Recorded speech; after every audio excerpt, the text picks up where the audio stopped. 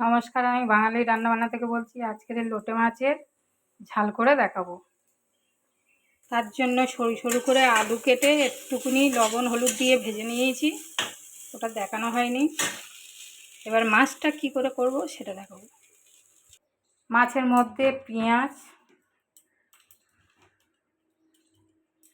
Tomato, হলুদে লবণ দিয়ে দিলাম,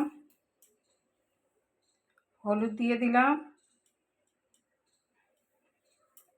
লঙ্কার গুঁড়ো দিয়ে দিলাম,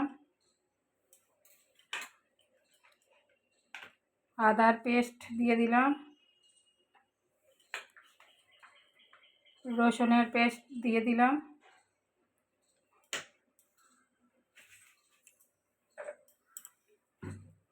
সর্ষের তেল দিয়ে দিলাম। এবার এটা ভালো করে মাখিয়ে নেব। এইভাবে মাখিয়ে নিয়েছি সব একসাথে পাইল করে। এবারে ওই লোটে মাছটা কড়ার মধ্যে দিয়ে দেবো।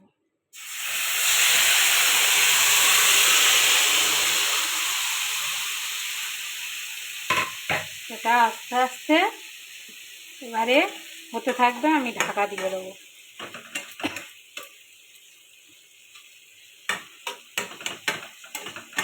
এবারে ঢাকা দিয়ে দেবো। এই ঢাকা দিয়ে দিলাম। এবার ওটা আস্তেভাবে হবে। এবার ঢাকাটা খুলে নেব।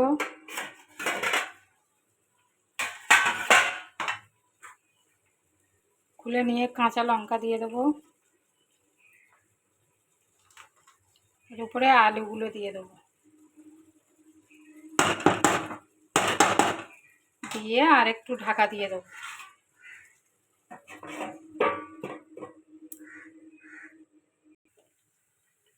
লোটে মাছের তরকারিটা এইভাবে হয়ে এসছে, আর একটু বাদে নামিয়ে দেবো। লোটে মাছটা হয়ে গেছে। এবারে দিয়ে দেবো সানরাইজ গরম মশলা।